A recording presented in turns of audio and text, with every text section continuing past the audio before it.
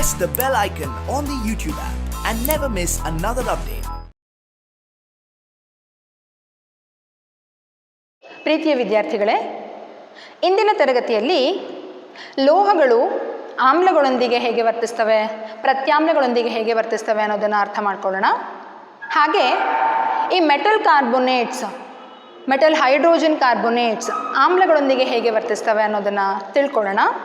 ಜೊತೆಗೆ ಆಮ್ಲಗಳು ಪ್ರತ್ಯಾಮ್ಲಗಳು ಪರಸ್ಪರ ಯಾವ ರೀತಿ ವರ್ತಿಸ್ತವೆ, ಏನಾಗುತ್ತೆ ಅನ್ನೋದನ್ನು ಸಹ ಅರ್ಥ ಮಾಡ್ಕೊಳ್ಳೋ ಪ್ರಯತ್ನ ಮಾಡೋಣ. ಇಲ್ಲಿ ನಿಮಗೊಂದು ಚಿತ್ರ ಕಾಣಿಸ್ತಾ ಇದೆ. ಚಿತ್ರ 2.1 ಟೆಕ್ಸ್ಟ್ ಬುಕ್ನಲ್ಲಿ ಸಾರರಿಕ್ತ ಸಲ್ಫ್ಯೂರಿಕ್ ಆಮ್ಲದೊಂದಿಗೆ ಸತುವಿನ ಚೂರುಗಳ ವರ್ತನೆ ಹಾಗೂ ಬಿಡುಗಡೆ ಆದಂತಹ ಅನಿಲವನ್ನು ಪರೀಕ್ಷೆ ಮಾಡೋದು, ಅದಕ್ಕೆ ಸಂಬಂಧಪಟ್ಟಂತಹ ಒಂದು ಚಿತ್ರ ಇದೆ. ಚಟುವಟಿಕೆ ಇದೆ. ಚಟುವಟಿಕೆ 2.3. ಈ ಚಟುವಟಿಕೆಯಲ್ಲಿ ನಾವು ಏನು ತಿಳ್ಕೊತಿದ್ದೀವಿ ಅಂದರೆ, ಸತು ಅಂದರೆ ಏನು? ಲೋಹ. ಈ ಲೋಹದೊಂದಿಗೆ ಸಲ್ಫ್ಯೂರಿಕ್ ಆಮ್ಲ ಇದು ಡೈಲ್ಯೂಟ್ ಸಲ್ಫ್ಯೂರಿಕ್ ಆಮ್ಲ ವರ್ತಿಸಿದಾಗ ಏನಾಗತ್ತೆ? ಸೊ ಆಮ್ಲಗಳು ಈ ಲೋಹಗಳೊಂದಿಗೆ ವರ್ತಿಸಿದಾಗ ಏನಾಗತ್ತೆ ಅನ್ನೋದನ್ನು ಈ ಒಂದು ಚಟುವಟಿಕೆ ತಿಳಿಸ್ಕೊಡ್ತಾ ಇದೆ. ಈ ಚಿತ್ರ ಪರೀಕ್ಷೆ ದೃಷ್ಟಿಯಿಂದ ತುಂಬ ಪ್ರಾಮುಖ್ಯತೆ ಪಡೆದಿದೆ, ಹಾಗಾಗಿ ಗಮನ ಕೊಡಿ ಚಿತ್ರದ ಕಡೆ. ಈ ಚಟುವಟಿಕೆಯಲ್ಲಿ ಏನು ಹೇಳ್ತಾ ಇದ್ದಾರೆ ಅನ್ನೋದನ್ನು ಮೊದಲು ನೋಡೋಣ. ಚಟುವಟಿಕೆ 2.3ರಲ್ಲಿ ಒಂದು ಪ್ರಣಾಳ ತಗೊಳ್ಳೋಕ್ಕೆ ಹೇಳ್ತಾ ಇದ್ದಾರೆ. ಒಂದು ಪ್ರಣಾಳ, ಅದರಲ್ಲಿ ಒಂದು 5 ml ಡೈಲ್ಯೂಟ್ ಸಲ್ಫ್ಯೂರಿಕ್ ಆಮ್ಲವನ್ನು ಹಾಕೋದಕ್ಕೆ ಹೇಳ್ತಾ ಇದ್ದಾರೆ. ಹಾಗೆ ಸತುವಿನ ಚೂರುಗಳು, ಕೆಲವಷ್ಟು ಸತುವಿನ ಚೂರುಗಳನ್ನು ಅದರೊಳಗಡೆಗೆ ಹಾಕಬೇಕು. ಈಗ ರಿಯಾಕ್ಷನ್ ಪ್ರಾರಂಭ ಆಗುತ್ತೆ. ರಿಯಾಕ್ಷನ್ ಪ್ರಾರಂಭ ಆಗಿ ಅನಿಲಗಳ ಗುಳ್ಳೆಗಳು ಇರುತ್ತೆ. ಅಂದರೆ ಇಲ್ಲಿ ನಾವು ಹೈಡ್ರೋಜನ್ ಅನಿಲದ ಗುಳ್ಳೆಗಳು ಅಂತ ಬರೆದಿದ್ದೀವಿ. ನೆಕ್ಸ್ಟು ಇಲ್ಲಿ ಬಿಡುಗಡೆ ಆದಂತಹ ಅನಿಲ ಹೈಡ್ರೋಜನ್ನೇನಾ ಅನ್ನೋದನ್ನು ನಾವು ಪರೀಕ್ಷೆ ಮಾಡಬೇಕಿರುತ್ತೆ. ಬಿಡುಗಡೆ ಆದಂತಹ ಅನಿಲವನ್ನು ನಾವು ಈ ಸಾಬೂನಿನ ದ್ರಾವಣಕ್ಕೆ ಹಾಯಿಸಬೇಕು. ಯಾವುದರ ಮೂಲಕ? ನಿರ್ಗಮನಾಳದ ಮೂಲಕ ಇಲ್ಲಿ ಬಿಡುಗಡೆ ಆದಂತಹ ಅನಿಲವನ್ನು ಈ ಸಾಬೂನಿನ ದ್ರಾವಣಕ್ಕೆ ಹಾಯಿಸ್ತೀವಿ. ಆಗ ಏನಾಗುತ್ತೆ? ಹೈಡ್ರೋಜನ್ ತುಂಬಿದ ಸಾಬೂನಿನ ಗುಳ್ಳೆಗಳು ಏಳೋದಕ್ಕೆ ಪ್ರಾರಂಭ ಆಗುತ್ತೆ. ಅಂದರೆ ಅನಿಲ ತುಂಬಿದಂತಹ ಗುಳ್ಳೆಗಳು ಏಳೋದಕ್ಕೆ ಪ್ರಾರಂಭ ಆಗುತ್ತೆ. ಈಗ ನಾವೇನಾದರೂ ಈ ಅನಿಲ ತುಂಬಿರುವಂತಹ ಈ ಗುಳ್ಳೆಗಳ ಹತ್ತಿರ ಉರಿಯುತ್ತಿರುವಂತಹ ಮೇಣದ ಬತ್ತಿಯನ್ನು ಹತ್ತಿರ ತಗೊಂಡು ಹೋದಾಗ ಪಾಪ್ ಶಬ್ದ ನಮಗೆ ಕೇಳಿಸುತ್ತೆ, ನಾವು ಗಮನಿಸಬಹುದು. ಆಗ ನಮಗೆ ಗೊತ್ತಾಗುತ್ತೆ ಇದು ಹೈಡ್ರೋಜನ್ ಅನಿಲ ಅಂತ. ಸೊ ಹಾಗಾಗಿ ಇಲ್ಲಿ ಏನು ಬರೆದಿದ್ದೀವಿ? ಪಾಪ್ ಶಬ್ದದೊಂದಿಗೆ ಹೈಡ್ರೋಜನ್ ಅನಿಲ ಉರಿತಾ ಇರೋದು ನಮ್ಮ ಗಮನಕ್ಕೆ ಬರುತ್ತೆ. ಹಾಗಿದ್ರೆ ಇಷ್ಟು ಚಟುವಟಿಕೆಯಿಂದ ನಮಗೇನು ಗೊತ್ತಾಯಿತು ಇಲ್ಲಿ ಅಂದರೆ, ಯಾವಾಗ ಲೋಹವು ಆಮ್ಲದೊಂದಿಗೆ ವರ್ತಿಸುತ್ತೋ ಹೈಡ್ರೋಜನ್ ಅನಿಲದ ಬಿಡುಗಡೆಯಾಗತ್ತೆ ಅಂತ ನಾವು ಹೇಳಬಹುದಾ ಇಲ್ಲಿ? ಹಾಗಾದರೆ ಇದಕ್ಕೆ ಸಂಬಂಧಪಟ್ಟಂತೆ ಒಂದು ಸಮೀಕರಣವನ್ನು ಬರೆಯೋಣ. ನೀವು ಕೂಡ ಸಮೀಕರಣ ಬರೆಯೋದಕ್ಕೆ ಪ್ರಾರಂಭ ಮಾಡಿ. ನಾನು ಈ ಬೋರ್ಡ್ ಕ್ಲೀನ್ ಮಾಡಿಬಿಟ್ಟು ಆಮೇಲೆ ಇದಕ್ಕೆ ಸಂಬಂಧಪಟ್ಟಂಥ ಸಮೀಕರಣ ಬರಿತೀನಿ. ನೀವು ಇಲ್ಲೇನೇನಾಯಿತು ನೋಡಿ, ಸತು ಅಂದರೆ Zn, ಹಾಗೂ ಇಲ್ಲೇನು ತೊಗೊಂಡಿದ್ದೀವಿ? ಡೈಲ್ಯೂಟ್ ಸಲ್ಫ್ಯೂರಿಕ್ ಆಮ್ಲ H2SO4. ಎರಡು ರಿಯಾಕ್ಷನ್ ಆದಾಗ ಏನು ಬರುತ್ತೆ ಅನ್ನೋದಕ್ಕೆ ಸಮೀಕರಣ ಬರೀರಿ ನೋಡೋಣ.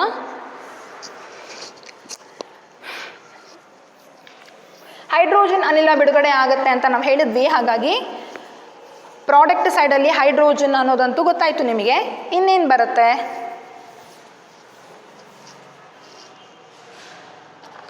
ನಾವು ಏನು ಕಲಿತಾ ಇದ್ದೀವಿ? ಲೋಹಗಳೊಂದಿಗೆ ವರ್ತನೆ, ಆಮ್ಲ ಮತ್ತು ಪ್ರತ್ಯಾಮ್ಲಗಳು ಲೋಹಗಳೊಂದಿಗೆ ಹೇಗೆ ವರ್ತಿಸುತ್ತವೆ ಅಂತ ಹೆಡ್ಡಿಂಗ್ ಇದೆ. ಮೊದಲು ನಾವು ಇದರಲ್ಲಿ ಏನು ತಗೊಂಡ್ವಿ? ಲೋಹದೊಂದಿಗೆ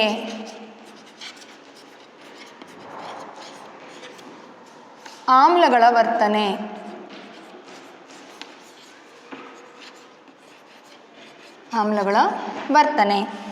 ಸತು ತಗೊಂಡಿದ್ವಿ Zn plus dilute sulphuric acid. So ಸಾರರಿಕ್ತ ಅಂತ ಬರೆಯೋಣ, ಅಥವಾ ಡೈಲ್ಯೂಟ್ ಅಂತ ಬರೆದ್ರು ಆಯಿತು, DIL ಅಂತ ಬರೆದ್ರೂ ತಪ್ಪಿಲ್ಲ. ಸಾರರಿಕ್ತ ಸಲ್ಫ್ಯೂರಿಕ್ ಆಮ್ಲ H2SO4.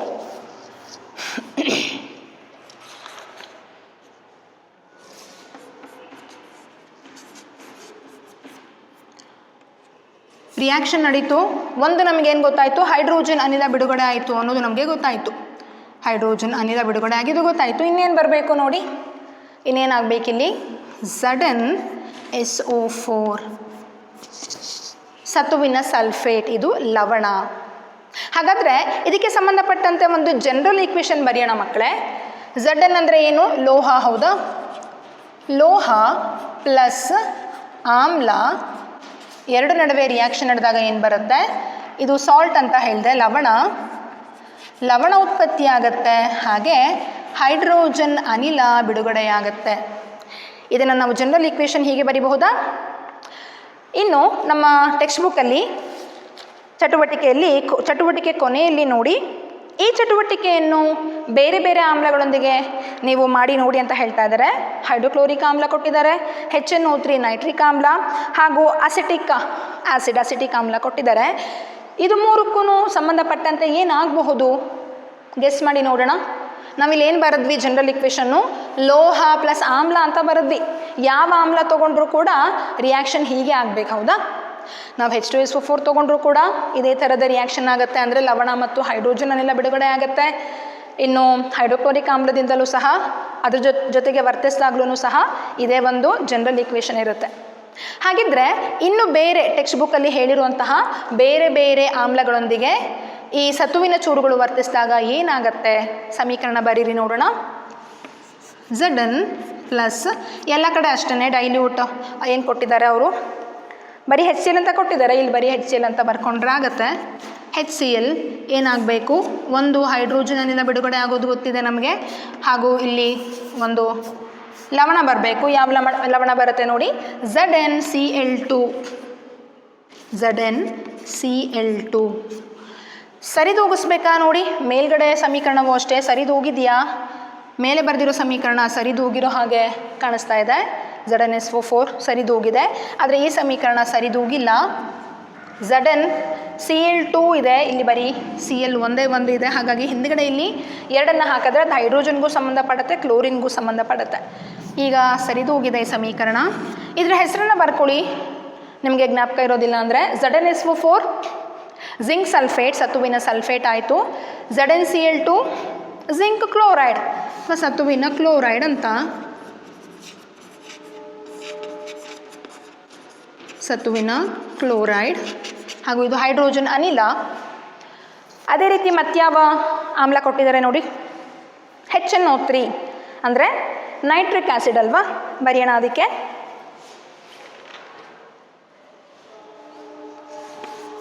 Zn ಪ್ಲಸ್ HNO3 ಏನು ಬರಬೇಕು ನೋಡಿ? ಆ ಲವಣವನ್ನು ನೀವು ಗೆಸ್ ಮಾಡಿ. ಹೈಡ್ರೋಜನ್ ಅನಿಲ ಬಿಡುಗಡೆ ಆಗುತ್ತೆ, ಜಿಂಕ್ ನೈಟ್ರೇಟ್ ಬರಬೇಕು, ಹೌದಾ? ZnNO3 ಟ್ವೈಸ್ ಅಂತ ಇದರ ಫಾರ್ಮುಲಾ ಗಮನಿಸ್ಕೊಳ್ಳಿ, ಪ್ಲಸ್ H2. ZnNO3 ಟ್ವೈಸ್ ಹೆಸರೇನಿದು? ಇದರ ಹೆಸರೇನು? ಸತುವಿನ ನೈಟ್ರೇಟ್.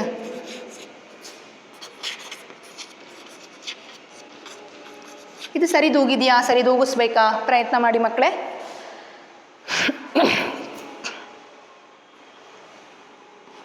ಈಗ ಸರಿದೂಗಿದೆಯಾ ನೋಡಿ?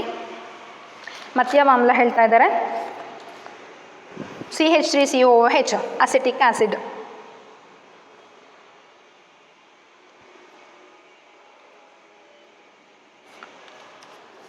ಅಸಿಟಿಕ್ ಆಮ್ಲದೊಂದಿಗೆ ವರ್ತಿಸಿದಾಗ ಏನಾಗುತ್ತೆ ಬರೆಯೋಣ. ಅಸಿಟಿಕ್ ಆಮ್ಲ CH3COOH, ಸತು Zn ಪ್ಲಸ್ CH3COOH ಏನು ಬರಬಹುದು? Zinc acetate Zn CH3COO twice plus H2. ಇದರ ಹೆಸರೇನು? ಜಿಂಕ್ ಅಸಿಟೇಟ್ ಅಂತ ಇದರ ಹೆಸರು, ಅಂದರೆ ಸತುವಿನ ಅಸಿಟೇಟ್.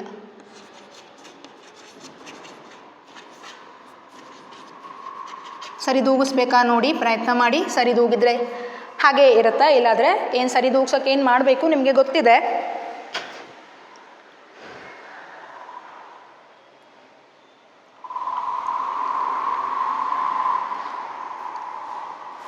ಸತು ಸರಿದೂಗಿದೆ, ಇದು ಪೂರಾ 2 ಆಗಬೇಕು, ಮತ್ತು ಹೈಡ್ರೋಜನ್ ಕೂಡ. ಹಾಗಾಗಿ ಇಲ್ಲಿ 2 ಹಾಕೋಣ.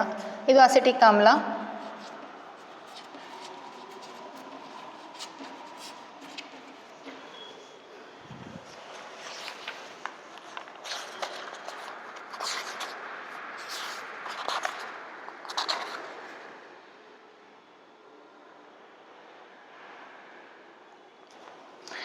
ನೆಕ್ಸ್ಟ್ ನೋಡೋಣ ಮಕ್ಕಳೇ. ನೆಕ್ಸ್ಟು ಅದೇ ರೀತಿ ಚಟುವಟಿಕೆ 2.4ರಲ್ಲಿ ಈ ಆಮ್ಲದ ಬದಲಾಗಿ ಪ್ರತ್ಯಾಮ್ಲವನ್ನು ತಗೊಳ್ಳಿ ಅಂತ ಹೇಳ್ತಾ ಇದ್ದಾರೆ. 2 ml ಸೋಡಿಯಂ ಹೈಡ್ರಾಕ್ಸೈಡ್ ಹಾಕಿ ಅಂತ ಹೇಳ್ತಾ ಇದ್ದಾರೆ. ಪ್ರತ್ಯಾಮ್ಲ ಸೋಡಿಯಂ ಹೈಡ್ರಾಕ್ಸೈಡ್ ಏನಾಗಬಹುದು? ಇಲ್ಲೂ ಸಹ ಅಷ್ಟೇ ಹೈಡ್ರೋಜನ್ ಅನಿಲದ ಬಿಡುಗಡೆಯಾಗುತ್ತೆ. ಲೋಹದೊಂದಿಗೆ ಪ್ರತ್ಯಾಮ್ಲಗಳ ವರ್ತನೆ.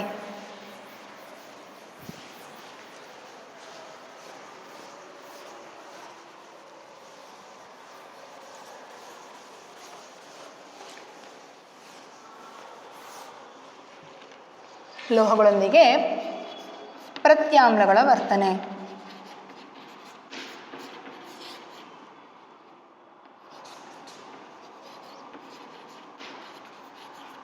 ನಾವು ಜನರಲ್ ಇಕ್ವೇಶನ್ ಬರೆಯೋಣ. ಲೋಹ ಪ್ಲಸ್ ಪ್ರತ್ಯಾಮ್ಲ,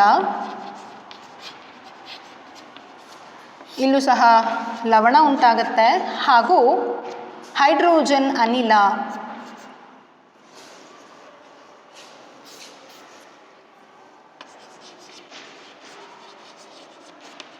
ಹೈಡ್ರೋಜನ್ ಅನಿಲ. ಉದಾಹರಣೆ ಏನು ಕೊಟ್ಟಿದ್ದಾರೆ ನೋಡಿ. NaOH ತಗೋತಾ ಇದ್ದಾರೆ. ಸೊ ಲೋಹ ಯಾವುದು? ಅದೇ ಸತ್ತುವೇನು ತೊಗೊಂಡಿದ್ವಿ, ಅಂದರೆ ಚಟುವಟಿಕೆಯಲ್ಲಿ ಸತ್ತುವನ್ನೇ ತೊಗೊಳಕ್ಕೆ ಹೇಳಿದ್ದಾರೆ. ಪ್ರತ್ಯಾಮ್ಲ NaOH ಸೋಡಿಯಂ ಹೈಡ್ರಾಕ್ಸೈಡ್. ಲವಣ ಯಾವ್ದು ಬರುತ್ತೆ ಆಮೇಲೆ ನಾವು ಟ್ರೈ ಮಾಡೋಣ. ಹೈಡ್ರೋಜನ್ ಅನಿಲ H2, ಹೈಡ್ರೋಜನ್ ಅನಿಲದ ಬಿಡುಗಡೆ ಆಗಿದೆ. ಲವಣ ಯಾವ್ದು ಬರಬೇಕು ನೋಡಿ, ಟ್ರೈ ಮಾಡಿ. ಹೈಡ್ರೋಜನ್ ಹೋಗಿದೆ, ಹೈಡ್ರೋಜನ್ ಅನಿಲ ಬಿಡುಗಡೆ ಆಗಿದೆ. ಇನ್ನು ಉಳಿದಂಥದ್ರಿಂದ ಲವಣ ಯಾವ್ದು ಬರ್ಬೋದು? ಸೋಡಿಯಂ ಜಿಂಕೇಟ್ ಅನ್ನುವಂತಹ ಲವಣ ಇಲ್ಲಿ ಬರುತ್ತೆ. Na2 O2 sodium zincate.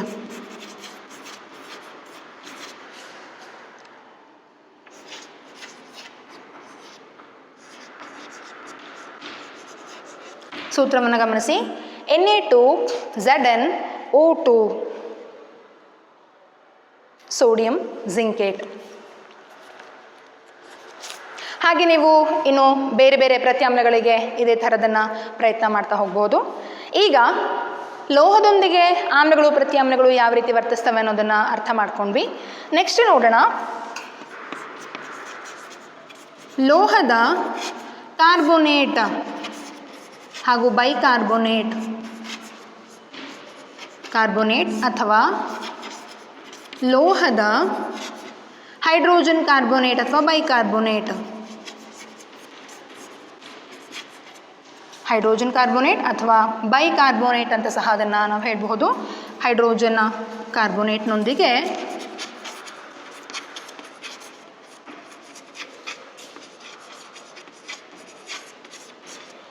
ಆಮ್ಲಗಳ ವರ್ತನೆ.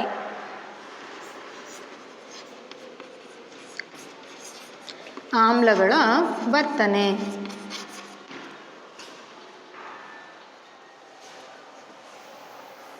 ಒಂದು ಜನರಲ್ ಇಕ್ವೇಶನ್ ಬರೆಯೋಣ, ಸಾಮಾನ್ಯ ಸಮೀಕರಣವನ್ನು ಇದಕ್ಕೆ.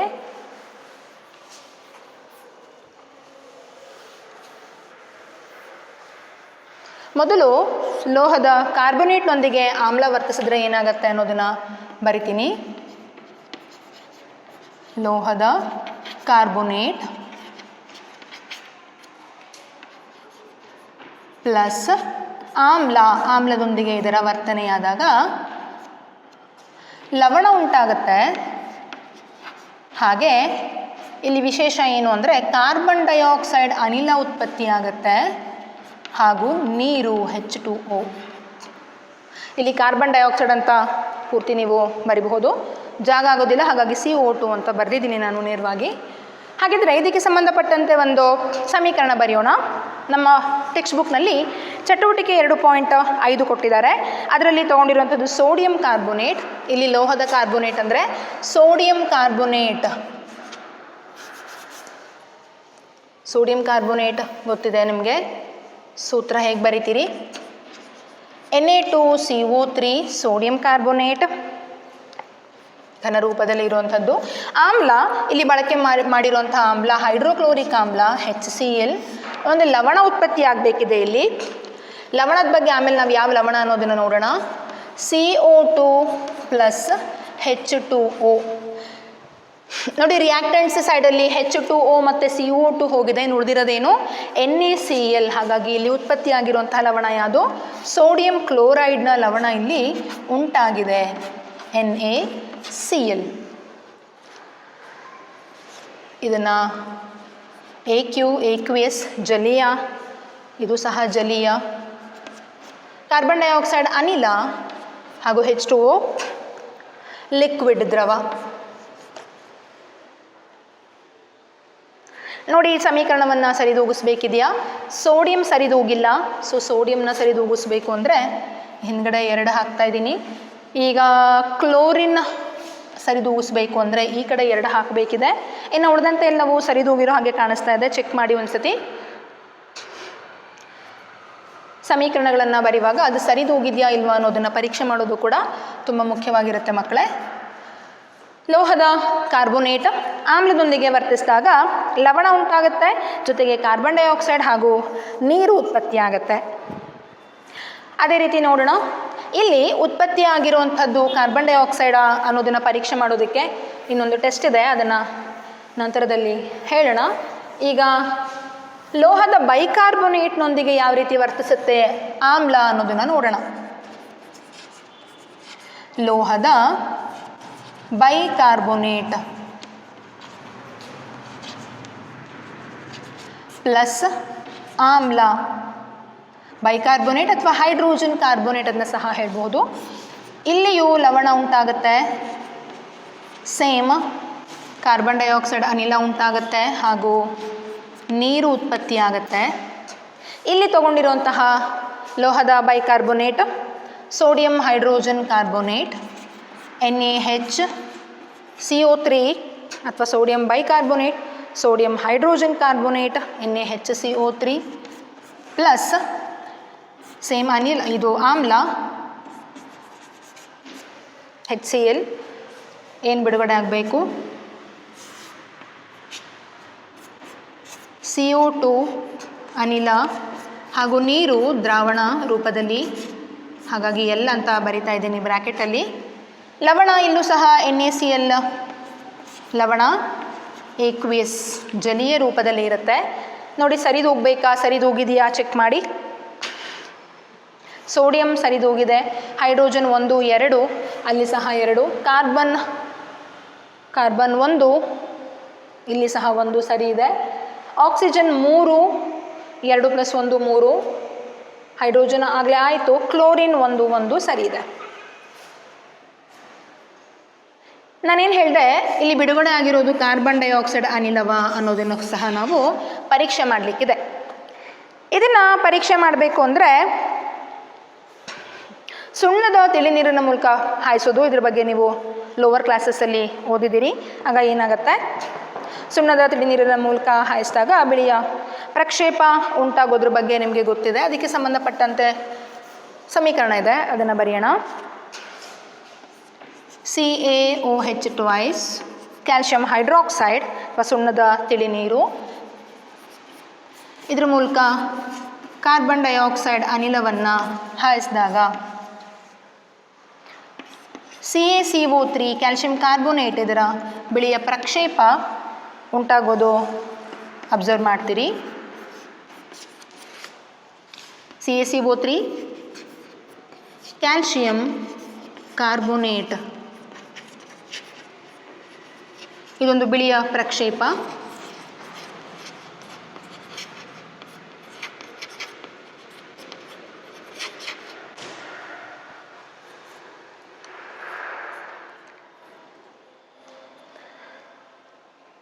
ಈ CaCO3 ಅನ್ನುವಂಥದ್ದು ಕ್ಯಾಲ್ಶಿಯಂ ಕಾರ್ಬೋನೇಟ್, ಇದ್ರ ಬಗ್ಗೆ ನೀವು ಅಂದರೆ ಈ ಸುಣ್ಣದ ಕಲ್ಲು, ಸೀಮೆ ಸುಣ್ಣ ಮತ್ತು ಅಮೃತಶಿಲೆ ಇವುಗಳ ಒಂದು ರಾಸಾಯನಿಕ ಸೂತ್ರವು, ಅಮೃತಶಿಲೆಯ ರಾಸಾಯನಿಕ ಸೂತ್ರವು CaCO3 ಅನ್ನೋದನ್ನು ನೀವು ಈ ಹಿಂದಿನ ಪಾಠದಲ್ಲಿ ಕಲ್ತಿದ್ರಿ. ಸುಣ್ಣದ ಕಲ್ಲು, ಸೀಮೆ ಸುಣ್ಣ ಮತ್ತು ಅಮೃತಶಿಲೆಗಳು ಕ್ಯಾಲ್ಶಿಯಂ ಕಾರ್ಬೋನೇಟ್ನ ವಿವಿಧ ರೂಪಗಳು. ಸೊ ಹಾಗಾಗಿ ಎಲ್ಲ ಲೋಹದ ಕಾರ್ಬೋನೇಟ್ ಹಾಗೂ ಹೈಡ್ರೋಜನ್ ಕಾರ್ಬೋನೇಟ್ಗಳು ಆಮ್ಲದೊಂದಿಗೆ ವರ್ತಿಸಿ ಸಂಬಂಧಪಟ್ಟ ಲವಣ, ಕಾರ್ಬನ್ ಡೈಆಕ್ಸೈಡ್ ಮತ್ತು ನೀರನ್ನು ಉಂಟು ಮಾಡೋದ್ರ ಬಗ್ಗೆ ತಿಳ್ಕೊಂಡ್ವಿ. ಹಾಗೆ ಕಾರ್ಬನ್ ಡೈಆಕ್ಸೈಡನ್ನು ಕ್ಯಾಲ್ಶಿಯಂ ಹೈಡ್ರಾಕ್ಸೈಡ್ CaOH2 ಇಲ್ಲಿ ಬರೆಯೋಣ. ಸುಣ್ಣದ ತಿಳಿನೀರು ಅಥವಾ ರಾಸಾಯನಿಕವಾಗಿ ಇದನ್ನು ಕ್ಯಾಲ್ಶಿಯಂ ಹೈಡ್ರಾಕ್ಸೈಡ್ ಅಂತ ಹೇಳ್ತೀವಿ.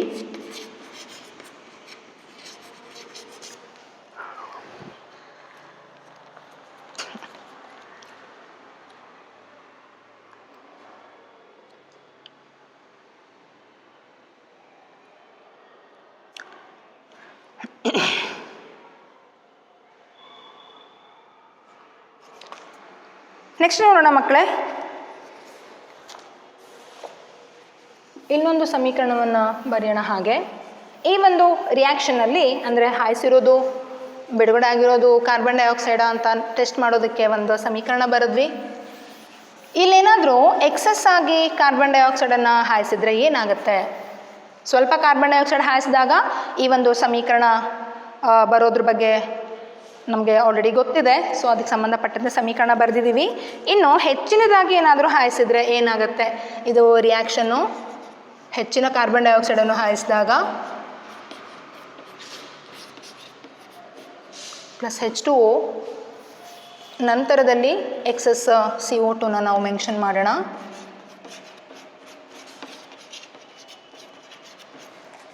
ಬೈಕಾರ್ಬೋನೇಟ್ ಉತ್ಪತ್ತಿ ಆಗುತ್ತೆ. CaHCO3 ಕ್ಯಾಲ್ಶಿಯಂ ಬೈಕಾರ್ಬೋನೇಟ್ ಜಲೀಯ ರೂಪದಲ್ಲಿ ಉತ್ಪತ್ತಿ ಆಗುತ್ತೆ. CO ಇದಕ್ಕೆ ಹೆಸರೇನು? Calcium hydrogen carbonate.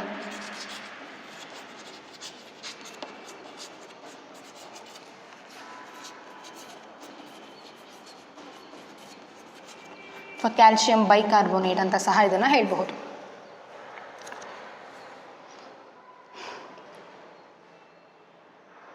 ಏಕ್ವೇಸ್ ಅಂತ ಯಾಕೆ ಬರೆದಿದ್ದೀವಿ? ಏಕ್ವೇಸ್ ಅಂದರೆ ಜಲ ವಿಲೀನಗೊಳ್ಳುವ ಅಂತ ಅರ್ಥ, ಸರಿನಾ? ಸೊ ಜನರಲ್ ಈಕ್ವೇಷನ್ ಸಹ ಬರೆದಾಯಿತು. ಇನ್ನು ಪ್ರತ್ಯಾಮ್ಲಗಳು ಹೇಗೆ ವರ್ತಿಸ್ತವೆ ಅಂತ ನಿಮಗೆ ಕ್ವಶನ್ ಬರುತ್ತೆ. ಇಲ್ಲಿ ನಾವು ಹೇಳಿರೋದು ಬರೀ ಆಮ್ಲಗಳೊಂದಿಗೆ ಹೇಗೆ ವರ್ತಿಸ್ತವೆ ಅಂತ.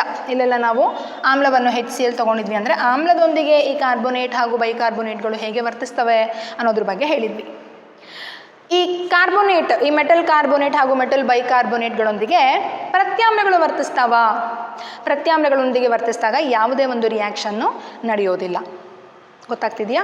ಯಾಕಂದರೆ ಪ್ರತ್ಯಾಮ್ಲದೊಂದಿಗೆ ವರ್ತಿಸಿದಾಗ ಅಲ್ಲಿ ನಾವು ಯಾವ ರಿಯಾಕ್ಷನನ್ನು ನೋಡೋದಕ್ಕೆ ಸಾಧ್ಯ ಇಲ್ಲ. ಹಾಗಾಗಿ ಏನು ಬರಿತೀರಿ ಜನರಲ್ ಈಕ್ವೇಷನಲ್ಲಿ? ಲೋಹದ ಕಾರ್ಬೋನೇಟ್ ಮತ್ತು ಲೋಹದ ಹೈಡ್ರೋಜನ್ ಕಾರ್ಬೋನೇಟ್ ಪ್ರತ್ಯಾಮ್ಲಗಳೊಂದಿಗೆ ವರ್ತಿಸಿದಾಗ ಪ್ಲಸ್ ಪ್ರತ್ಯಾಮ್ಲ, ಯಾವುದೇ ಕ್ರಿಯೆ ಜರುಗುವುದಿಲ್ಲ. ನಾವು ಅಬ್ಸರ್ವ್ ಮಾಡುವಂತಹ ಯಾವುದೇ ಕ್ರಿಯೆಗಳು ಅಲ್ಲಿ ಕಂಡು ಬರೋದಿಲ್ಲ ಅಂತ ಹೇಳ್ತೀವಿ. ಯಾಕಂದರೆ ಈ ಮೆಟಲ್ ಕಾರ್ಬೋನೇಟ್ಗಳು ಹಾಗೂ ಮೆಟಲ್ ಬೈಕಾರ್ಬೋನೇಟ್ಗಳು ಸಹ ಪ್ರತ್ಯಾಮ್ಲಗಳೇ. ಪ್ರತ್ಯಾಮ್ಲವು ಪ್ರತ್ಯಾಮ್ಲದೊಂದಿಗೆ ವರ್ತಿಸಿದಾಗ ಏನಾಗುತ್ತೆ ಅಂತ ಕೇಳಿದ ಹಾಗಿರುತ್ತೆ ಆ ಪ್ರಶ್ನೆ. ಹಾಗಾಗಿ ಏನಾಗುತ್ತೆ, ಲೋಹದ ಕಾರ್ಬೋನೇಟ್ ಹಾಗೂ ಲೋಹದ ಬೈಕಾರ್ಬೋನೇಟ್ನೊಂದಿಗೆ ಪ್ರತ್ಯಾಮ್ಲಗಳು ಯಾವ ರಾಸಾಯನಿಕ ಕ್ರಿಯೆಯನ್ನು ಉಂಟು ಮಾಡುವುದಿಲ್ಲ ಅಂತ ನೀವು ಹೇಳ್ತೀರಿ. ಅರ್ಥ ಆಗ್ತಿದೆಯಾ? ಸೊ ಏನು ಬರಿತೀರಿ? ಲೋಹದ ಕಾರ್ಬೋನೇಟ್ ಹಾಗೂ ಲೋಹದ ಬೈಕಾರ್ಬೋನೇಟ್ನೊಂದಿಗೆ ಪ್ರತ್ಯಾಮ್ಲಗಳು ಯಾವುದೇ ವರ್ತನೆಯನ್ನು ತೋರಿಸುವುದಿಲ್ಲ, ಯಾವುದೇ ರಾಸಾಯನಿಕ ಕ್ರಿಯೆ ಉಂಟಾಗುವುದಿಲ್ಲ ಅಂತ ಹೇಳಬಹುದು. ಹಾಗಿದ್ರೆ ನೆಕ್ಸ್ಟ್ ನೋಡೋಣ. ನೆಕ್ಸ್ಟು ಇನ್ನೊಂದು ತುಂಬ ಇಂಟ್ರೆಸ್ಟಿಂಗ್ ಆಗಿರುವಂಥ ಕಾನ್ಸೆಪ್ಟ್ ಇದೆ ಮಕ್ಕಳೇ. ಆಮ್ಲಗಳು ಮತ್ತು ಪ್ರತ್ಯಾಮ್ಲಗಳು ಪರಸ್ಪರ ಹೇಗೆ ವರ್ತಿಸ್ತವೆ ಅಂತ ನೋಡಿದ್ದೆಲ್ಲ ಸಮೀಕರಣ ಸರಿದೂಗಿದೆಯಾ ನೋಡಿ, ನಾನು ಚೆಕ್ ಮಾಡಲಿಲ್ಲ. ಸರಿದೂಗಿದ್ರೆ ಹಾಗೆ ಇರುತ್ತೆ ಸಮೀಕರಣ, ಇಲ್ಲದಲ್ಲೇ ಹೋದರೆ ನೀವು ಸರಿದೂಗಿಸ್ಬೇಕಿರುತ್ತೆ. ನೆಕ್ಸ್ಟು ಆಮ್ಲ ಮತ್ತು ಪ್ರತ್ಯಾಮ್ಲಗಳು ಪರಸ್ಪರ ಯಾವ ರೀತಿ ವರ್ತಿಸ್ತವೆ?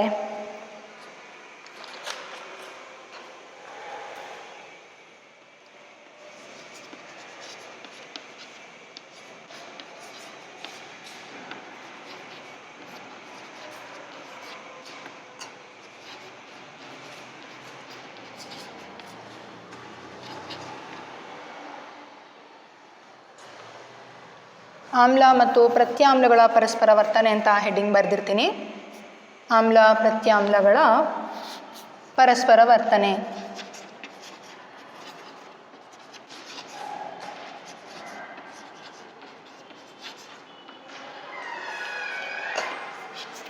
ಆಮ್ಲ ಹಾಗೂ ಪ್ರತ್ಯಾಮ್ಲ ಇವೆರಡೂ ಪರಸ್ಪರ ವರ್ತಿಸಿದಾಗ ಲವಣ ಹಾಗೂ ನೀರು ಉಂಟಾಗುತ್ತೆ. ಇದಕ್ಕೆ ಸಂಬಂಧಪಟ್ಟಂತೆ ಒಂದು ಚಟುವಟಿಕೆ ಇದೆ, ಚಟುವಟಿಕೆ 2.6. ಈ ಚಟುವಟಿಕೆಯನ್ನು ಮಾಡೋದ್ರ ಮೂಲಕ ಆಮ್ಲಗಳು ಪ್ರತ್ಯಾಮ್ಲಗಳು ಪರಸ್ಪರ ವರ್ತಿಸಿದಾಗ ಏನಾಗುತ್ತೆ ಅನ್ನೋದನ್ನು ಅರ್ಥ ಮಾಡ್ಕೊಳ್ಳೋಣ. ಹಾಗೆ ಇನ್ನೊಂದು ಕಾನ್ಸೆಪ್ಟ್ ಇದೆ ತಟಸ್ಥೀಕರಣ ಅಂತ. ಇದ್ರ ಬಗ್ಗೆಯೂ ಸಹ ನಂತರದಲ್ಲಿ ತಿಳ್ಕೊಳ್ಳೋಣ. ಈ ಚಟುವಟಿಕೆಗೆ ಏನೇನು ಬೇಕಿದೆ?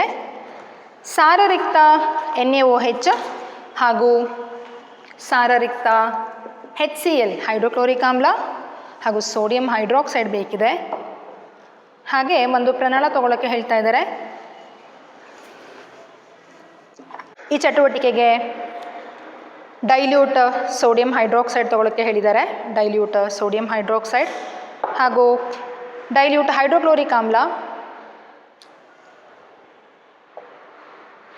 ಹಾಗೆ ಫಿನೋಲ್ಫಥಲೀನ್ ಇಂಡಿಕೇಟರ್ ಬೇಕಿದೆ. ಈಗ ಒಂದು ಪ್ರಮಾಣ ತಗೊಂಡಿದ್ದೀನಿ ನೋಡಿ, ಪ್ರಮಾಣ ಶುಷ್ಕ ಪ್ರಮಾಣ. ಅದಕ್ಕೆ ಕೆಲವು ಹನಿಗಳಷ್ಟು NaOH ಹಾಕಬೇಕಿದೆ, ಸೋಡಿಯಂ ಹೈಡ್ರಾಕ್ಸೈಡ್ನ ಕೆಲವಷ್ಟು ಹನಿಗಳನ್ನು ಹಾಕಬೇಕಿದೆ. ಒಂದು 2 ml ಅಂತ ಹೇಳಿದ್ದಾರೆ. Sodium hydroxide. ಈಗ ಏನು ಮಾಡಬೇಕು, ನಾನು ಫಿನೋಲ್ಫಥಲೀನ್ ಇಂಡಿಕೇಟರ್ನ ಇದಕ್ಕೆ ಹಾಕ್ತಾ ಹೋಗ್ತೀನಿ. ಏನಾದರೂ ಬದಲಾವಣೆ ಆಗುತ್ತಾ ನೋಡಿ, ಹಾಗೆ ಅದನ್ನು ಬರ್ಕೋಬೇಕು. ನೀವು ಗಮನಿಸಿ ಬದಲಾವಣೆನ. ಗೊತ್ತಿದೆ ನಿಮಗೆ ಆಲ್ರೆಡಿ. ಫಿನೋಲ್ಫಥಲೀನ್ ಇಂಡಿಕೇಟರ್ ಹಾಕಿದಾಗ ಡಾರ್ಕ್ ಪಿಂಕ್ ಕಲರ್ ಆಗೋದು ಈ ಹಿಂದಿನ ತರಗತಿಯಲ್ಲಿ ಆಲ್ರೆಡಿ ನೀವು ಅಬ್ಸರ್ವ್ ಮಾಡಿದ್ದೀರಿ. ಈಗ ಏನು ಮಾಡಬೇಕಂತೆ, ಇದಕ್ಕೆ ಸಾರರಿಕ್ತ ಹೈಡ್ರೋಕ್ಲೋರಿಕ್ ಆಮ್ಲವನ್ನು ಸೇರಿಸಬೇಕು. ಈಗ ನಾನು ಇದಕ್ಕೆ ಸಾರರಿಕ್ತ ಹೈಡ್ರೋಕ್ಲೋರಿಕ್ ಆಮ್ಲವನ್ನು ಸೇರಿಸ್ತಾ ಹೋಗ್ತೀನಿ. ನಿಧಾನವಾಗಿ ಸೇರಿಸ್ತಾ ಹೋಗೋಣ.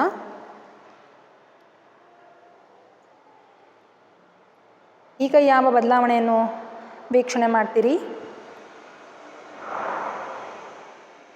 ಬಣ್ಣ ತಿಳಿ ಆಗ್ತಾ ಇದೆ. ಗಾಢವಾದ ಬಣ್ಣ ಇತ್ತು, ಬಣ್ಣ ತಿಳಿ ಆಗ್ತಾ ಇರೋದನ್ನು ನೀವು ಅಬ್ಸರ್ವ್ ಮಾಡ್ತಾ ಇದ್ದೀರಿ. ಹೈಡ್ರೋಕ್ಲೋರಿಕ್ ಆಮ್ಲ ಆ್ಯಸಿಡ್ ಇದು ಆಮ್ಲ. ಸೊ ಬಣ್ಣ ನೋಡಿ ತಿಳಿ ಆಯಿತು, ಹಾಗೆ ಬಣ್ಣ ಡಿಸಪಿಯರ್ ಆಯಿತು, ಬಣ್ಣರಹಿತವಾಗ್ತಾ ಹೋಗ್ತಿದೆ. ಹೌದಾ? ಬಣ್ಣರಹಿತವಾಗ್ತಾ ಇರೋದು ನಿಮ್ಮ ಗಮನಕ್ಕೆ ಬಂದಿದೆ. ಎಷ್ಟು ಗಾಢವಾದ ಬಣ್ಣ ಇತ್ತು, ಈಗ ನೋಡಿ ಬಣ್ಣ ಎಲ್ಲ ಹೋಗ್ಬಿಟ್ಟಿದೆ, ಡಿಸಪಿಯರ್ ಆಯಿತು. ಈಗ ಏನು ಹೇಳ್ತಾ ಇದ್ದಾರೆ, ಪುನಃ ಫಿನೋಲ್ಫಥಲೀನ್ ಬಣ್ಣ ಅಂದರೆ ಬದಲಾಗಿದ್ದನ್ನು ನೋಡಿದ್ವಿ. ಈಗ ಏನು ಮಾಡಬೇಕಿದೆ, ಪುನಃ ನಾವು ಸೋಡಿಯಂ ಹೈಡ್ರಾಕ್ಸೈಡನ್ನು ಹಾಕಬೇಕಿದೆ. ಬಣ್ಣ ಡಿಸಪಿಯರ್ ಆಯಿತು ಹೈಡ್ರೋಕ್ಲೋರಿಕ್ ಆಮ್ಲ ಹಾಕಿದಾಗ. ಈಗ ಪುನಃ 1-2 ಹನಿಗಳು ಸೋಡಿಯಂ ಹೈಡ್ರಾಕ್ಸೈಡನ್ನ ಹಾಕ್ತಾ ಹೋಗೋಣ. Dilute sodium hydroxide. ಈಗ ಏನು ಅಬ್ಸರ್ವ್ ಮಾಡ್ತಾ ಇದ್ದೀರಿ ನೋಡಿ, ಪಿಂಕ್ ಕಲರ್ ಪುನಃ ಕಾಣಿಸ್ಕೊಳ್ತಾ ಇದೆ. ಹೌದಾ? ನಿಧಾನವಾಗಿ ಕಲರು ಬರ್ತಾ ಇದೆ.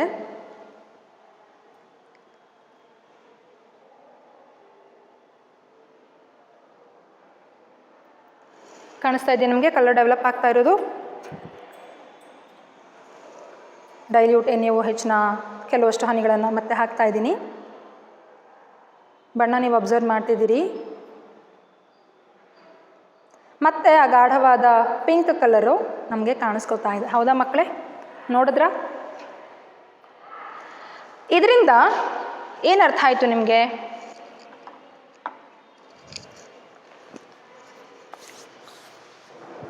ಪ್ರಶ್ನೆ ಕೇಳ್ತಾ ಇದ್ದಾರೆ ಇಲ್ಲಿ. ಮೊದಲು ಒಂದು ಪ್ರಮಾಣದಲ್ಲಿ ಸುಮಾರು 2 ml ಸೋಡಿಯಂ ಹೈಡ್ರಾಕ್ಸೈಡ್ ದ್ರಾವಣ ತೆಗೆದುಕೊಳ್ಳಿ. ನಾವು ಮಾಡಿದ್ದೀವಿ ಇದೆಲ್ಲ. ದ್ರಾವಣದ ಬಣ್ಣ ಏನಾಯಿತು, ಪಿಂಕ್ ಕಲರ್ಗೆ ಬದಲಾಯಿತು. ಗಾಢವಾದ ಪಿಂಕ್ ಕಲರ್ ನಾವು ಅಬ್ಸರ್ವ್ ಮಾಡಿದ್ವಿ. ಹಾಗೆ ಮೇಲಿನ ದ್ರಾವಣಕ್ಕೆ ಸಾರರಿಕ್ತ HCl ದ್ರಾವಣವನ್ನು ಹನಿ ಹನಿಯಾಗಿ ಸೇರಿಸಿ. ಆಗ ಏನಾಯಿತು, ಪಿಂಕ್ ಕಲರ್ ಡಿಸಪಿಯರ್ ಆಯಿತು. ಆಮ್ಲವನ್ನು ಸೇರಿಸಿದ ನಂತರ ಫಿನಾಲ್ಫಥಲೀನ್ ಬಣ್ಣ ಏಕೆ ಬದಲಾಯಿತು, ಈ ಪ್ರಶ್ನೆ ಇಂಪಾರ್ಟೆಂಟು. ಪಿಂಕ್ ಕಲರ್ ಇದ್ದು ಮತ್ತೆ ಕಲರ್ಲೆಸ್ ಆಯ್ತಲ್ವಾ, ಯಾಕೆ ಅಂತ ಹೇಳಿದರೆ ಇದನ್ನು ತಟಸ್ಥೀಕರಣ ಕ್ರಿಯೆ ಅಂತ ನಾವು ಹೇಳ್ತೀವಿ. ಇಲ್ಲಿ ಏನಾಯಿತು, ಆಮ್ಲದೊಂದಿಗೆ ಪ್ರತ್ಯಾಮ್ಲ, ಮೊದಲು ಪ್ರತ್ಯಾಮ್ಲ ಇತ್ತು, ಪ್ರತ್ಯಾಮ್ಲದೊಂದಿಗೆ ಆಮ್ಲ ವರ್ತಿಸ್ತಾ ಹೋಯಿತು. ಇದನ್ನು ನಾವು ತಟಸ್ಥೀಕರಣ ಅಂತ ಹೇಳ್ತೀವಿ.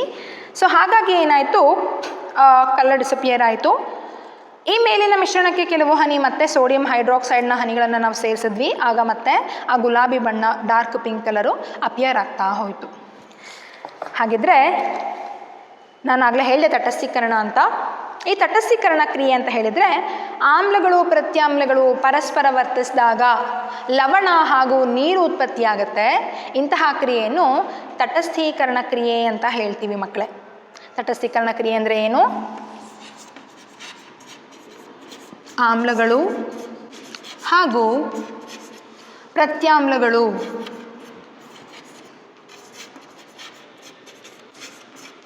ಪರಸ್ಪರ ವರ್ತಿಸಿದಾಗ, ಪರಸ್ಪರ ವರ್ತಿಸಿ ಏನುಂಟು ಮಾಡ್ತವೆ, ಲವಣ ಹಾಗೂ ನೀರನ್ನು ಉತ್ಪತ್ತಿ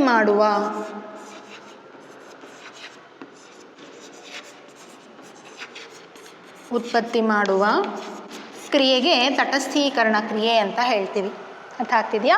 ಒಂದರ ಎಫೆಕ್ಟು ಇನ್ನೊಂದು ಏನು ಮಾಡ್ತಿದೆ, ತಟಸ್ಥಗೊಳಿಸ್ತಾ ಇದೆ. ಹಾಗಾಗಿ ಇದನ್ನು ತಟಸ್ಥೀಕರಣ ಕ್ರಿಯೆ ಅಂತ ನಾವು ಕರಿತೀವಿ ಮಕ್ಕಳೇ. ಆಮ್ಲ ಮತ್ತು ಪ್ರತ್ಯಾಮ್ಲಗಳ ನಡುವಿನ ಕ್ರಿಯೆ ಅಥವಾ ಇವು ಪರಸ್ಪರ ವರ್ತಿಸಿ, ಅಥವಾ ಟೆಕ್ಸ್ಟ್ ಬುಕ್ಕಲ್ಲಿ ಡೆಫಿನಿಷನ್ ಹೀಗೆ ಕೊಟ್ಟಿದ್ದಾರೆ, ಆಮ್ಲ ಮತ್ತು ಪ್ರತ್ಯಾಮ್ಲಗಳ ನಡುವಿನ ಕ್ರಿಯೆ ಲವಣ ಮತ್ತು ನೀರು ಉಂಟು ಮಾಡುತ್ತದೆ.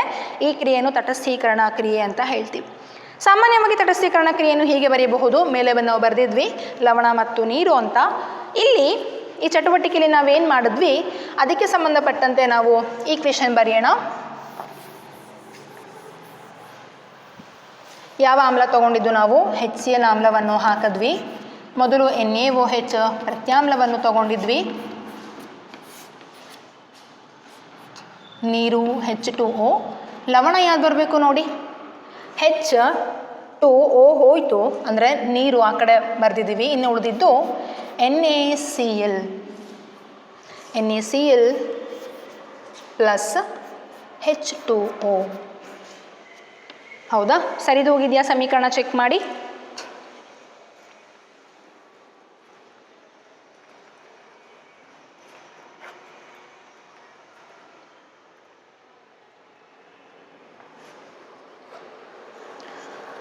ಮಕ್ಕಳೇ, ಈ ತಟಸ್ಥೀಕರಣ ಕ್ರಿಯೆಯ ಪ್ರಾಮುಖ್ಯತೆ ಏನು, ಇದ್ರ ಬಗ್ಗೆ ನಾವು ಮುಂದಿನ ತರಗತಿಗಳಲ್ಲಿ ಮತ್ತಷ್ಟು ಕಲಿಯಲಿದ್ದೇವೆ. ಅಂದರೆ ಇದರ ಅಪ್ಲಿಕೇಶನ್ಸ್ ಬಗ್ಗೆ ನಾವು ಮುಂದೆ ನೋಡೋಣ ತರಗತಿಗಳಲ್ಲಿ. ಈಗ ಬ್ರೀಫಾಗಿ ಹೇಳ್ತೀನಿ. ತಟಸ್ಥೀಕರಣ ಅಂದರೆ ಒಂದರ ಎಫೆಕ್ಟನ್ನು ಇನ್ನೊಂದು ತಟಸ್ಥಗೊಳಿಸೋದು ಅಂತ ನಾನು ಹೇಳಿದೆ.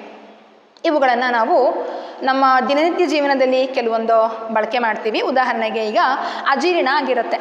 ಅಜೀರ್ಣ ಆದಂಥ ಸಂದರ್ಭದಲ್ಲಿ ನಮ್ಮ ಜಠರದಲ್ಲಿ ಹೆಚ್ಚಿನ HCl ಉತ್ಪತ್ತಿ ಆಗಿರುತ್ತೆ. ಹಾಗಾಗಿ ನಮಗೆ ಕೆಲವಷ್ಟು ಸಮಸ್ಯೆಗಳಾಗುತ್ತೆ.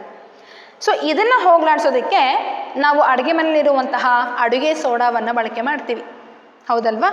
ಅದೇ ರೀತಿ ಏನಾದರೂ ನಿಮಗೆ ಜೇನು ನೊಣ ಕಚ್ಚಿದ್ರೆ ಆ ಕಚ್ಚಿದಂತಹ ಜಾಗದಲ್ಲಿ ಏನಾಗಿರುತ್ತೆ, ಸ್ವಲ್ಪ ಊತ ಬಂದಿರಬಹುದು, ನೋವಾಗ್ತಾ ಇರುತ್ತೆ, ಕೆಂಪಗೆ ಆಗಿರುತ್ತೆ ಆ ಜಾಗ. ತಕ್ಷಣಕ್ಕೆ ಏನು ಮಾಡ್ತಾರೆ ಗೊತ್ತಾ, ಅಡುಗೆ ಸೋಡಾವನ್ನು ಲೇಪನ ಮಾಡ್ತಾರೆ. ಯಾಕೆಂದರೆ ಈ ಜೇನುನೊಣ ಕಡ್ದಂತಹ ಜಾಗದಲ್ಲಿ ಮೆಥನೋಯಿಕ್ ಆಮ್ಲವನ್ನು ಅದು ಬಿಡುಗಡೆ ಮಾಡಿರುತ್ತೆ. ಇದು ಆಮ್ಲ ಆಗಿರೋದ್ರಿಂದ ಅದರ ಎಫೆಕ್ಟನ್ನು ನಾವು ಹೋಗಲಾಡಿಸ್ಬೇಕು ಅಂದರೆ, ನೋವು ಉರಿ ಇವುಗಳನ್ನು ಉಪಶಮನ ಮಾಡಬೇಕು ಅಂದರೆ ಆಮ್ಲಕ್ಕೆ ಪ್ರತಿಯಾಗಿ ಪ್ರತ್ಯಾಮ್ಲವನ್ನು ನಾವಲ್ಲಿ ಬಳಕೆ ಮಾಡಬೇಕಿರುತ್ತೆ. ಹಾಗಾಗಿ ಅಡುಗೆ ಸೋಡಾ ಒಂದು ಸೌಮ್ಯವಾದ ಪ್ರತ್ಯಾಮ್ಲ. ಅಡುಗೆ ಸೋಡಾವನ್ನು ಆ ನೋವಿರುವಂತಹ ಜಾಗಕ್ಕೆ, ಕಚ್ಚಿದಂತಹ ಜಾಗಕ್ಕೆ ಲೇಪನ ಮಾಡೋದ್ರಿಂದ ಆ ಎಫೆಕ್ಟ್ ಕಡಿಮೆ ಆಗ್ತಾ ಹೋಗುತ್ತೆ. ಇದೇ ಥರ ಇನ್ನಷ್ಟು ಉದಾಹರಣೆಗಳನ್ನು ಮುಂದೆ ನೋಡೋಣ. ಇಂಡಸ್ಟ್ರಿಯಲ್ ಪರ್ಪಸ್ಗೆ ಅಂದರೆ ಈ ವೇಸ್ಟ್ ವಾಟರ್ ಟ್ರೀಟ್ಮೆಂಟ್ನಲ್ಲಿ ಹಾಗೂ ಇನ್ನಿತರೆ ಕೈಗಾರಿಕೆಗಳಲ್ಲಿ ಸಹ ಈ ನ್ಯೂಟ್ರಲೈಸೇಷನ್ ರಿಯಾಕ್ಷನ್ ತಟಸ್ಥೀಕರಣ ಕ್ರಿಯೆ ಇದರ ಒಂದು ಜ್ಞಾನವನ್ನು ಅಪ್ಲೈ ಮಾಡ್ತಾರೆ. ಇನ್ನು ಸಾಕಷ್ಟು ಬೇರೆ ಬೇರೆ ಕಡೆ ಇದನ್ನು ಅಪ್ಲೈ ಮಾಡ್ತಾ ಹೋಗ್ಬೋದು ಮಕ್ಕಳೇ. ತಟಸ್ಥೀಕರಣ ಕ್ರಿಯೆ ಬಗ್ಗೆ ನಾವು ತಿಳ್ಕೊಂಡಿದ್ದಾಯಿತು. ಇನ್ನು ನೆಕ್ಸ್ಟು ಏನಿದೆ, ಆಮ್ಲಗಳೊಂದಿಗೆ ಲೋಹೀಯ ಆಕ್ಸೈಡ್ಗಳ ವರ್ತನೆ ಕಾನ್ಸೆಪ್ಟು ನೋಡೋಣ ಮಕ್ಕಳೇ.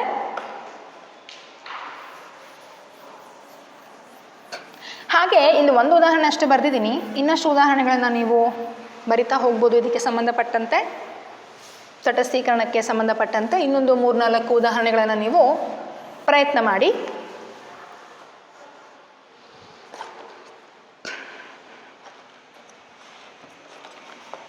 ನೆಕ್ಸ್ಟು ಆಮ್ಲಗಳೊಂದಿಗೆ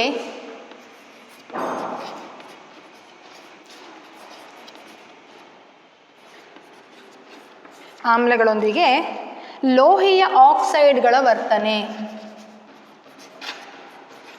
ಲೋಹೀಯ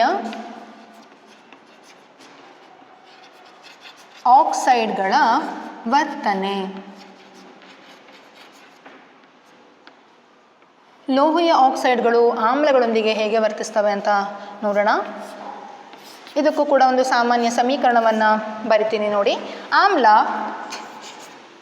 ಅಥವಾ ಲೋಹೀಯ ಆಕ್ಸೈಡನ್ನು ಮೊದಲು ಬರಿತೀನಿ. ಲೋಹೀಯ ಆಕ್ಸೈಡ್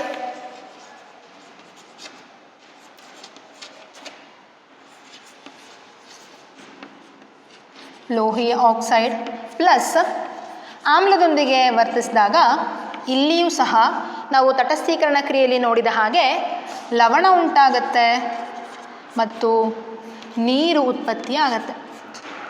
ಒಂದು ಉದಾಹರಣೆ ಬರೆಯೋಣ ಇದಕ್ಕೆ. ಚಟುವಟಿಕೆ 2.7 ಗಮನಿಸ್ಕೊಳ್ಳಿ ಮಕ್ಕಳೇ. ಇಲ್ಲಿ ಒಂದು ಬೀಕರಲ್ಲಿ ಸ್ವಲ್ಪ ತಾಮ್ರದ ಆಕ್ಸೈಡ್ ತೆಗೆದುಕೊಳ್ಳಿ ಅಂತ ಹೇಳ್ತಾ ಇದ್ದಾರೆ.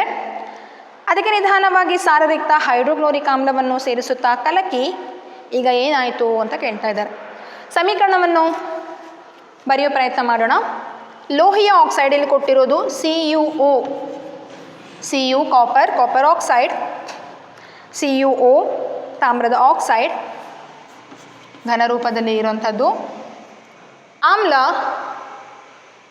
ಆಮ್ಲ ಯಾವ್ದು ಹೇಳಿದ್ದಾರೆ, ಡೈಲ್ಯೂಟ್ HCl ಅಂತ ಬರಿತಾ ಇದ್ದೀನಿ. ಇನ್ನು ಲವಣ ಉಂಟಾಗೋದನ್ನು ನೋಡೋಣ, ಆಮೇಲೆ ಗೆಸ್ ಮಾಡೋಣ ಯಾವ ಲವಣ ಬರಬೇಕು ಅಲ್ಲಿ ಅಂತ. Plus H2O.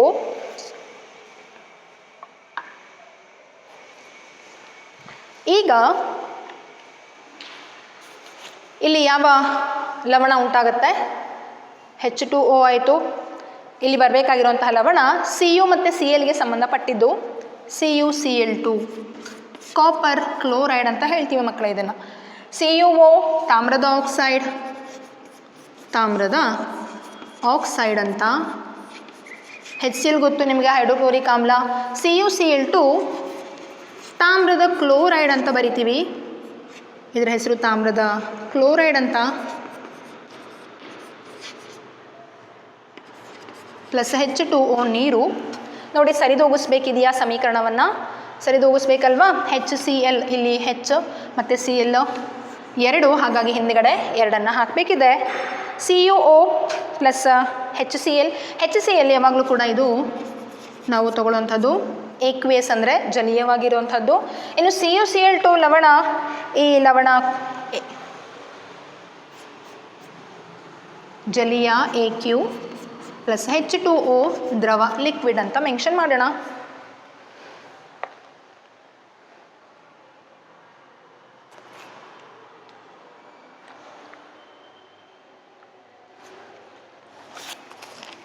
ಈಗ ಲೋಹೀಯ ಆಕ್ಸೈಡ್ಗಳು ಆಮ್ಲದೊಂದಿಗೆ ವರ್ತನೆ ಮಾಡ್ತಾ ಇವೆ. ಬಂದಂಥದ್ದೇನು? ಲವಣ ಬಂದಿದೆ. ಹಾಗಾಗಿ ಇದು ನಮಗೆ ನೋಡೋದಕ್ಕೆ, ಜನರಲ್ ಈಕ್ವೇಷನ್ ನೋಡೋದಕ್ಕೆ ಹೇಗೆ ಕಾಣಿಸ್ತಾ ಇದೆ?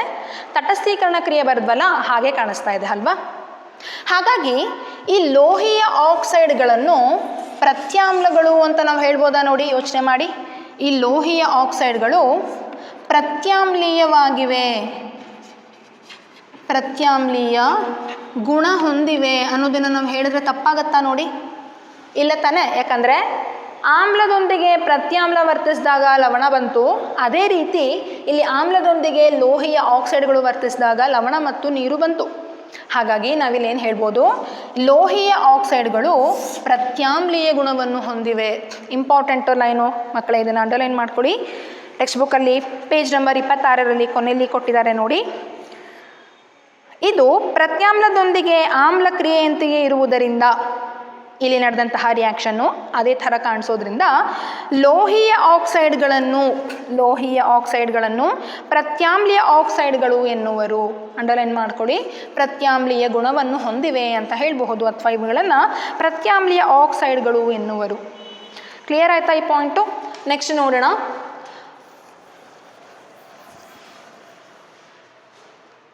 ನೆಕ್ಸ್ಟು ಅಲೋಹೀಯ ಆಕ್ಸೈಡ್ನೊಂದಿಗೆ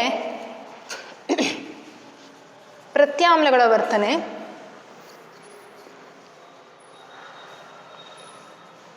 ಅಥವಾ ಪ್ರತ್ಯಾಮ್ಲಗಳು, ಈಗ ಆಮ್ಲಗಳೊಂದಿಗೆ ಲೋಹೀಯ ಆಕ್ಸೈಡ್ನ ನಾವು ಮೆನ್ಷನ್ ಮಾಡಿದ್ವಿ. ಇನ್ನು ಪ್ರತ್ಯಾಮ್ಲಗಳೊಂದಿಗೆ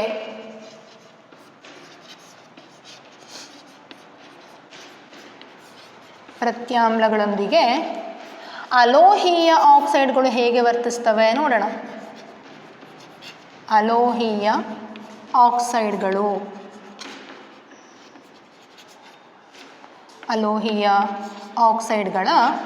ವರ್ತನೆ. ಹೌದಾ? ಈಗ ಅಲೋಹ ಕಾನ್ಸೆಪ್ಟ್ ನಿಮಗೆ ಗೊತ್ತಿದೆ. ಆಗಲೇ ನಾವು ಲೋಹವನ್ನು ತಗೊಂಡ್ವಿ, ಹೌದಾ? Cu ಲೋಹವಾಗಿತ್ತು. ಈಗ ಒಂದು ಅಲೋಹವನ್ನು ಇಲ್ಲಿ ಹೇಳ್ತಾ ಇದ್ದಾರೆ. ಇಲ್ಲಿ ಪ್ರತ್ಯಾಮ್ಲವಾದ ಕ್ಯಾಲ್ಸಿಯಂ ಹೈಡ್ರಾಕ್ಸೈಡು ಕಾರ್ಬನ್ ಡೈಆಕ್ಸೈಡ್ನೊಂದಿಗೆ ವರ್ತಿಸಿದಾಗ ಏನಾಗುತ್ತೆ ಅಂತ ಒಂದು ಸಮೀಕರಣ ಬರೆಯೋದ್ರ ಮೂಲಕ ಅರ್ಥ ಮಾಡ್ಕೊಳ್ಳೋಣ. ಜನರಲ್ ಈಕ್ವೇಷನ್ ಬರಿತೀನಿ. ಇಲ್ಲಿ ಸಹ ಪ್ರತ್ಯಾಮ್ಲ plus ಅಲೋಹೀಯ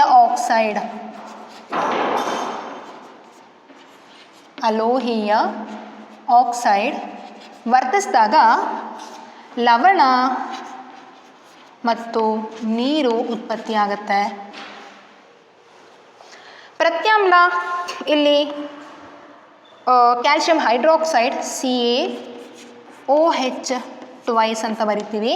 CO2 carbon dioxide carbon ಅಲೋಹ ಅನ್ನೋದು ನಿಮಗೆ ಈಗ ಆಲ್ರೆಡಿ ಗೊತ್ತಿದೆ. CO2 ಅಲೋಹೀಯ oxide. ಇಲ್ಲಿ ಬರುವಂಥ ಲವಣ ಯಾವುದು ನೋಡೋಣ, H2O. ಇಲ್ಲಿ ಬರುವಂಥ ಲವಣ ಕ್ಯಾಲ್ಶಿಯಂ ಮತ್ತು ಕಾರ್ಬನ್ಗೆ ಸಂಬಂಧಪಟ್ಟಿರೋದಾಗಿರುತ್ತೆ.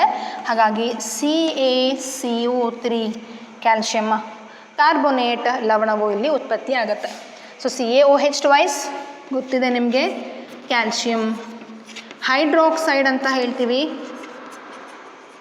ಕರೆಕ್ಟಾ? Calcium hydroxide. CO2 carbon dioxide. ಇನ್ನು CaCO3 ಕ್ಯಾಲ್ಶಿಯಂ ಕಾರ್ಬೋನೇಟ್.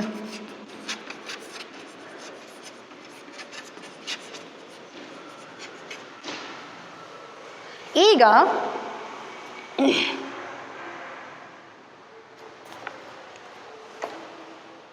ಸರಿದೋಗಿದೆಯಾ ನೋಡಿ ಸಮೀಕರಣ. ಕ್ಯಾಲ್ಶಿಯಂ, ಆಕ್ಸಿಜನ್ 3 1 4 ಸರಿ ಇದೆ. ಇನ್ನು ಕಾರ್ಬನ್ ಸರಿ ಇದೆ. ಇದು ಸಹ ಸರಿದೋಗಿರೋ ಸಮೀಕರಣವೇ ಆಗಿದೆ.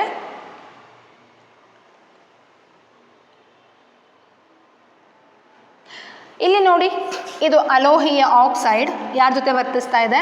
ಇದು ಬೇಸ್, ಇದು ಪ್ರತ್ಯಾಮ್ಲ ತಾನೇ. ಇದು CaOH ಟ್ವೈಸ್ ಪ್ರತ್ಯಾಮ್ಲ.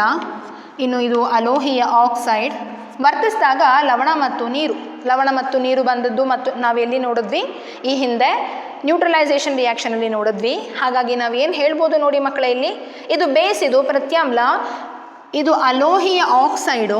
ಈ ಅಲೋಹೀಯ ಆಕ್ಸೈಡ್ಗಳು ಆಮ್ಲೀಯ ಗುಣವನ್ನು ಹೊಂದಿವೆ ಅಂತ ನಾವು ಹೇಳ್ಬಹುದಾ? ಆಮ್ಲೀಯ ಗುಣವನ್ನು ಹೊಂದಿವೆ ಅನ್ನೋದನ್ನು ನಾವಿಲ್ಲಿ ಮೆನ್ಷನ್ ಮಾಡಬೇಕು. ಟೆಕ್ಸ್ಟ್ ಬುಕ್ಕಲ್ಲಿ ಕೊಟ್ಟಿದ್ದಾರೆ, ಅದ್ರ ಬಗ್ಗೆಯೂ ಸಹ. Page number 27 first para last line ನೋಡಿ. ಅಲೋಹದ ಆಕ್ಸೈಡ್ಗಳು ಆಮ್ಲೀಯ ಗುಣ ಹೊಂದಿವೆ ಎಂದು ನಾವು ನಿರ್ಣಯಿಸಬಹುದು. ಅಲೋಹೀಯ ಆಕ್ಸೈಡ್ಗಳು ಆಮ್ಲೀಯ ಗುಣ ಹೊಂದಿವೆ. ಸೊ ಮಕ್ಕಳೇ, ಇಲ್ಲಿಗೆ ನಾವು ಏನೇನು ಕಲ್ತ್ಕೊಂಡ್ವಿ ಇವತ್ತು ಅದಕ್ಕೆ ಸಂಬಂಧಪಟ್ಟಂತೆ ಒಂದು ಫ್ಲೋ ಟೇಬಲ್ ಥರ ಬರಿತೀನಿ. ಆಮ್ಲಕ್ಕೆ ಸಂಬಂಧಪಟ್ಟಂತೆ ಒಂದು ಫ್ಲೋ ಟೇಬಲ್ ಬರಿತೀನಿ. ನೀವು ಅದನ್ನೇ ಪ್ರತ್ಯಾಮ್ಲಕ್ಕೆ ಸಂಬಂಧಪಟ್ಟಂತೆ ಬರೆಯೋ ಪ್ರಯತ್ನ ಮಾಡಿ. ನಾವು ಎಲ್ಲಿಂದ ಪ್ರಾರಂಭ ಮಾಡಿದ್ವಿ ಇವತ್ತಿನ ಕ್ಲಾಸು ಜ್ಞಾಪಕ ಮಾಡ್ಕೊಳ್ಳಿ. ಲೋಹಕ್ಕೆ ಸಂಬಂಧಪಟ್ಟಂತೆ, ಲೋಹಗಳಿಗೆ ಸಂಬಂಧಿಸಿದಂತೆ ಪ್ರಾರಂಭ ಮಾಡೋಣ. ಆಮ್ಲಗಳಿಗೆ ಸಂಬಂಧಪಟ್ಟಂತೆ ಬರಿತೀನಿ. ಆಮ್ಲಗಳು ಅಥವಾ ಆಮ್ಲಗಳ ವರ್ತನೆ ಯಾವುದರ ಜೊತೆಗೆ ನೋಡೋಣ. ಫಸ್ಟು ನಾವು ಎಲ್ಲಿಂದ ಪ್ರಾರಂಭ ಮಾಡಿದ್ವಿ? ಲೋಹ ಅಂತ ಪ್ರಾರಂಭ ಮಾಡಿದ್ವಿ, ಹೌದಾ? ಲೋಹದೊಂದಿಗೆ ವರ್ತಿಸಿದಾಗ ಏನಾಯಿತು ನೋಡಿ. ಇನ್ನು ಸ್ವಲ್ಪ ಆ ಕಡೆಯಿಂದ ಬರಿತೀನಿ, ಸೊ ದಟ್ ಇಲ್ಲಿ ಇಕ್ವೇಷನ್ ಬರೆಯೋದಕ್ಕೆ ಒಂಚೂರು ಜಾಗ ಸಿಗುತ್ತೆ. ಆಮ್ಲಗಳ ವರ್ತನೆ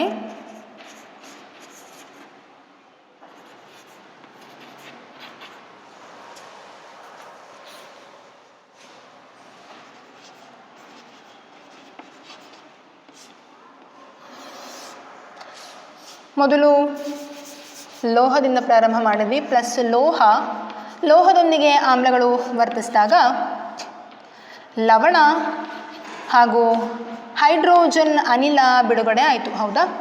ಹೈಡ್ರೋಜನ್ ಅನಿಲ ಅಂತ ಪೂರ್ಣ ಬರೀರಿ, ಜಾಗ ಆಗೋದಿಲ್ಲ, H2 ಅಂತ ಅಷ್ಟೇ ನಾನು ಬರೆದಿರ್ತೀನಿ. ಇನ್ನು ಎರಡನೇದೇನು ನೋಡಿದ್ವಿ ನಾವು? ಆಮ್ಲಗಳು ಲೋಹದ ಕಾರ್ಬೋನೇಟ್ಗಳೊಂದಿಗೆ ವರ್ತಿಸಿದ್ವು. ಕಾರ್ಬೋನೇಟ್ಗಳೊಂದಿಗೆ ವರ್ತಿಸಿದಾಗ ಏನಾಯಿತು? ಅಲ್ಲಿಯೂ ಸಹ ಲವಣ ಉಂಟಾಯಿತು, ಆದರೆ ಕಾರ್ಬನ್ ಡೈಆಕ್ಸೈಡ್ ಉಂಟಾಗಿದ್ದು ವಿಶೇಷ ಮತ್ತು ನೀರು ಉತ್ಪತ್ತಿ ಆಯಿತು, ಸರಿನಾ? ಅದೇ ರೀತಿ ಈ ಆಮ್ಲಗಳೊಂದಿಗೆ ಲೋಹದ ಬೈಕಾರ್ಬೋನೇಟ್ಗಳು ಅಥವಾ ಹೈಡ್ರೋಜನ್ ಕಾರ್ಬೋನೇಟ್ಗಳು